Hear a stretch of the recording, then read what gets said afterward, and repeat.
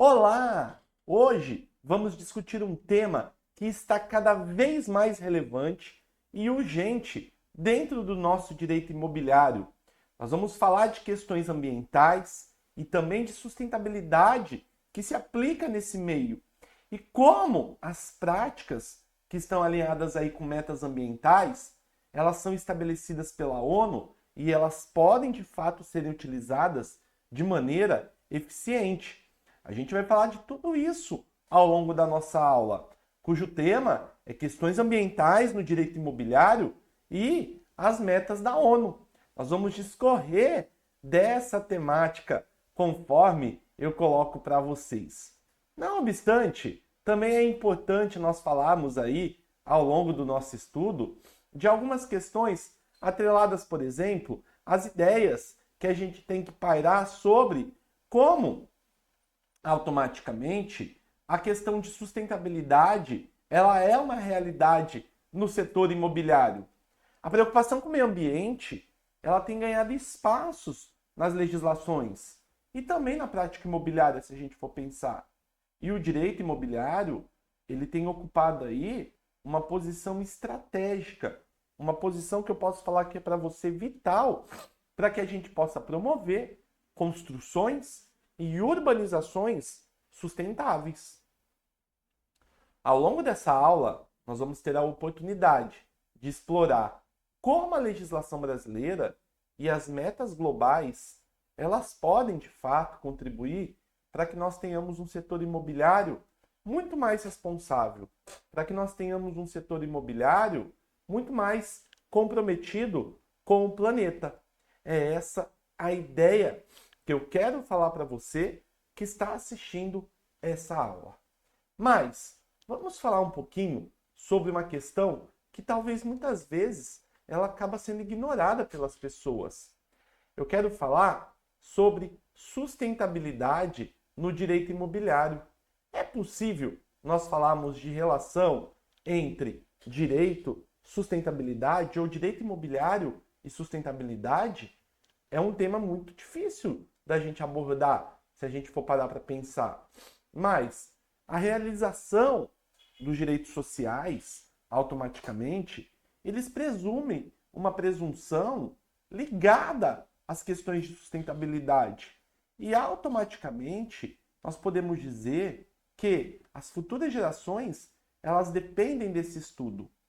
Para a gente começar, eu quero falar para você um pouquinho sobre o que nós chamamos aqui de princípio da sustentabilidade. Por que eu quero falar para você desse elemento? Eu quero falar sobre o princípio da sustentabilidade no direito imobiliário. Esse princípio, ele permeia automaticamente toda a regulamentação relacionada ao uso do solo e também a questão de proteção ambiental, especialmente quando a gente fala na busca para garantir o desenvolvimento urbano, o desenvolvimento responsável, que é uma situação de urgência. No Brasil, conforme eu menciono aqui abaixo desse slide, nós podemos falar da existência, vou até circular para você, da lei que nós denominamos como 12.651 de 2012. Essa lei nada mais é que o Código Florestal. E o Código Florestal, ele é muito importante porque ele estabelece para nós, automaticamente, normas importantes no que tangencia a preservação da área de vegetação meramente ativa.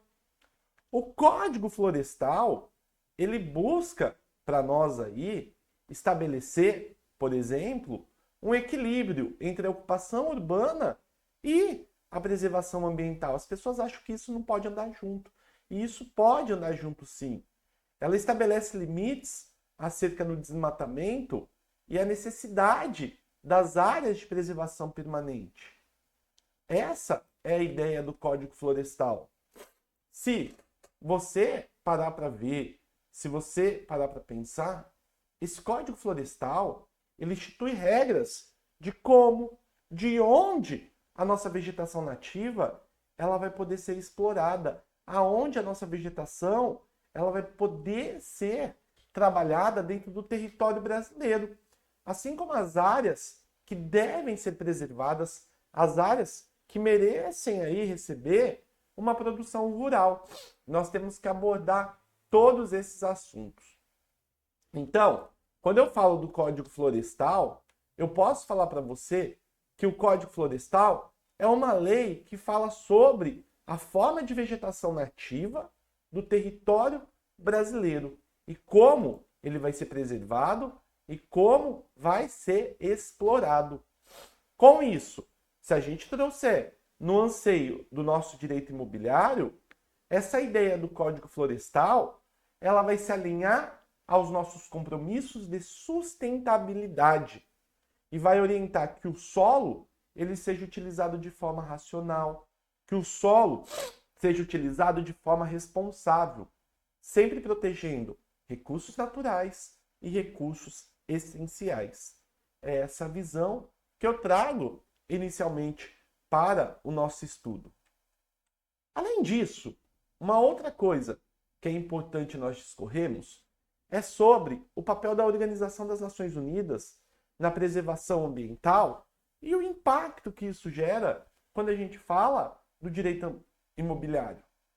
Eu falo isso para você porque nós temos as metas ambientais da ONU.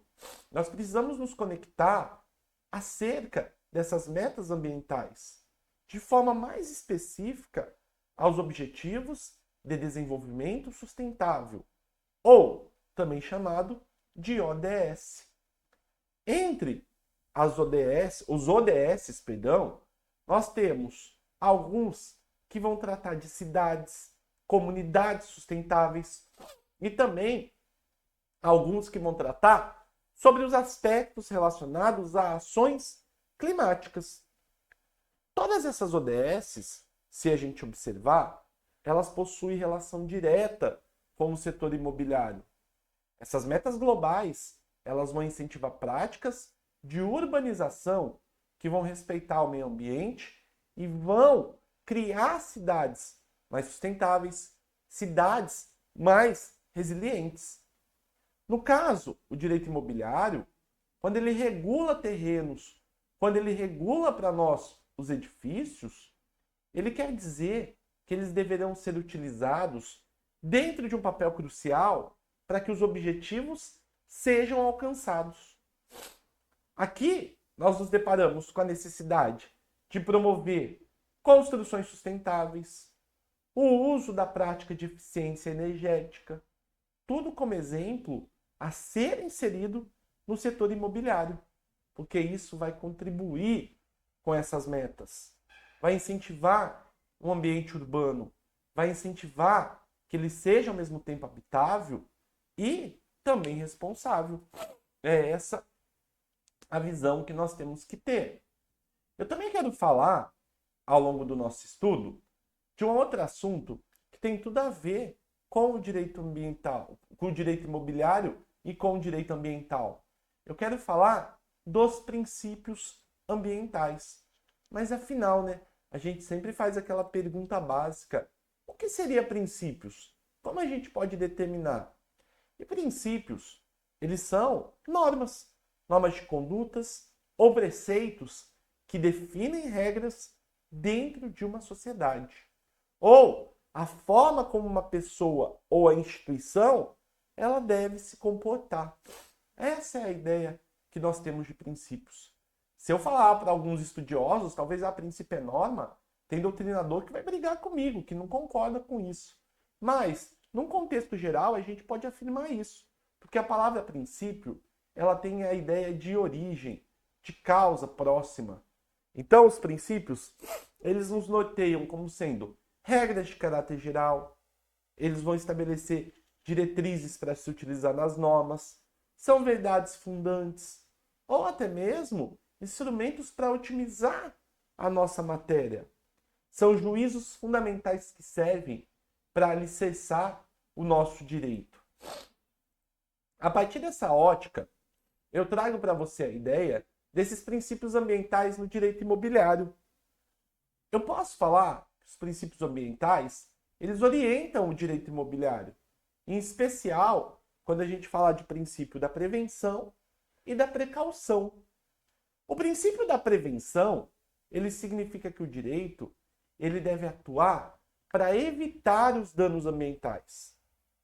Ele deve atuar para que evite-se que ocorram os danos ambientais. Agora, quando eu falo do princípio da precaução, ele exige que na ausência de uma certeza científica, os empreendimentos, eles precisam adotar medidas para evitar potenciais danos ao meio ambiente. Essa é a ideia. No setor imobiliário, esses princípios se aplicam, por exemplo, ao exigir que novos empreendimentos eles venham a respeitar o ecossistema local, que venha minimizar o impacto ambiental durante aí a construção e também ao longo da vida útil do empreendimento. Esses princípios, eles são fundamentais para garantir que o desenvolvimento imobiliário aconteça sem comprometer o equilíbrio dos ecossistemas e que venha proteger os recursos naturais para gerações futuras. Essa seria a grande ideia que norteia os princípios de meio ambiente no setor imobiliário. Outra coisa que é importante nós falarmos também é o seguinte: esses princípios de direito ambientais, eles são importantes para que a gente possa enfrentar os desafios globais.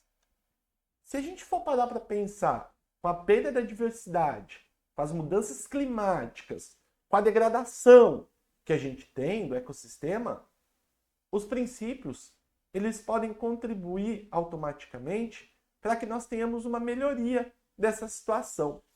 Então eu destaco, por exemplo, alguns princípios. O princípio do poluidor pagador.